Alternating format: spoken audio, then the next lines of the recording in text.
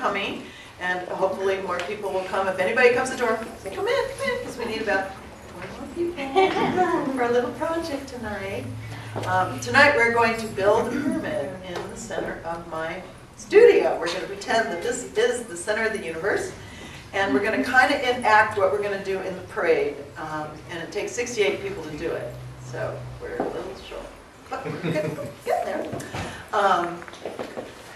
So while we're hoping more people show up, I'm going to tell a little bit about our project and how far we've come. We began this project really at the end of last year's solstice parade. Afterwards, I mean, we were 185 people in our ensemble. That's musicians, banner carriers, water bearers, dancers, flower girls, all sorts of extras in our parade. And we had a big party afterwards, and we kind of made this commitment to build a pyramid in the center of Fremont. So here we are. That was at like 11 o'clock. No, it was still light. I remember. Sorry, 10:30. But it's been a vision of mine for a long time. I kept envisioning, welcome, enter. Glad you're here. It's been a vision of mine for a long time to build a pyramid in the center of Fremont. God knows why. I have an affinity for pyramids. I've been to the pyramid, the Great Pyramid of Cheops, when I was very young, and climbed to the top. And then later, 20 years later, I returned, and I was secretly smuggled into the bottom chamber underneath the pyramid by an Egyptian cowboy with crystals. with Laura Legier. And we got down there, and all of a sudden we realized what we'd done. We hopped a fence. We had gone with this person that we didn't really know very well. And we were, I'm a mother of two, I'm an American woman, what am I doing? I don't want to spend the rest of my days in Egyptian prison. So we left. But it was very amazing that that even happened.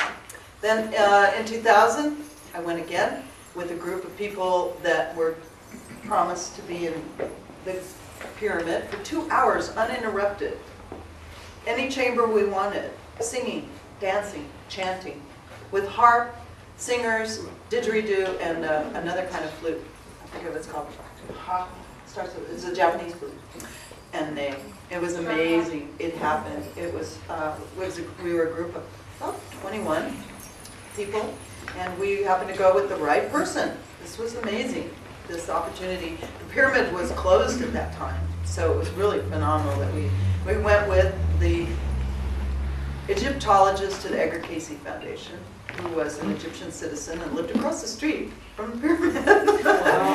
Had some clout, I guess, and everywhere we went, to all the Egyptian different temples and stuff, it was the same thing. We just had this card that let us in, very important person, and we had this harpist, and she taught chanting, and it was really amazing. Anyways, so I have this affinity, this close relationship with pyramids, and it just seemed like, well, I was there in 77, I was there in 97, I was there in 2000, you know, this is 2007, I think this is the year. So that's what kind of magic pushed this whole idea.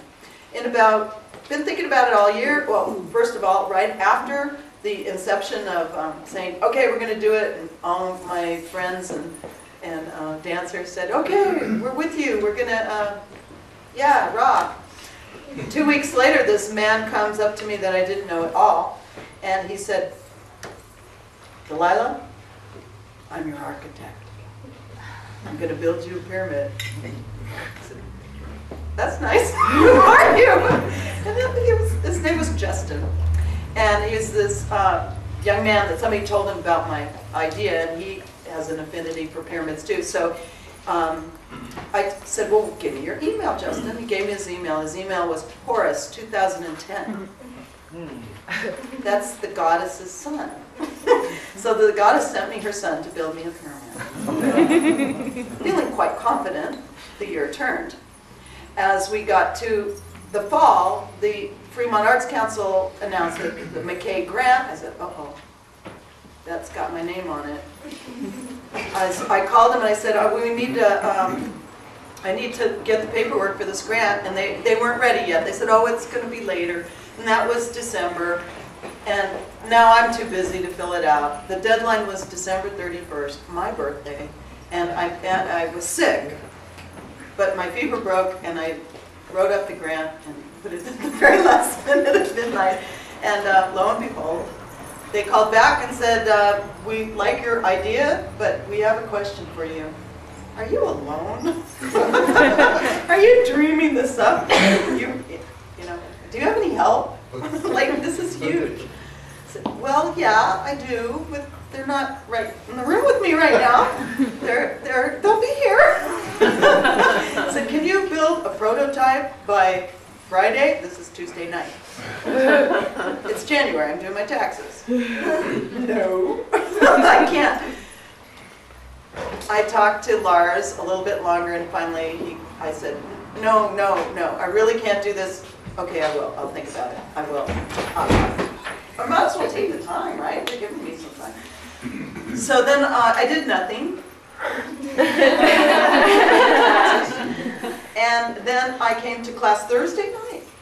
And I said to my advanced class, oh God, by the way, if I get this grant by tomorrow, if I can come up with a prototype, they might give me the money.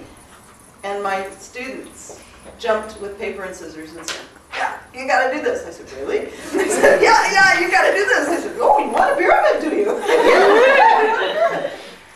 So then Christine Hamby, where are you, came over with paper and scissors, and I have to show our first prototype. I have a number. It's a brown paper bag. Hey, George. All right. Oops, it's in the bottom because it's the first.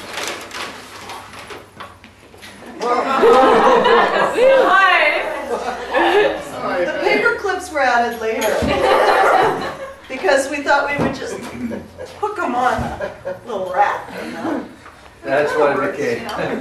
You know? You should probably hook it in your hair. You know? But that's the shape, right? Yeah. We got a little better at it. But we started with this.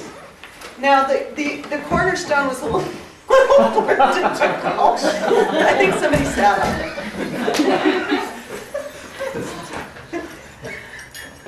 I got a number of prototypes here.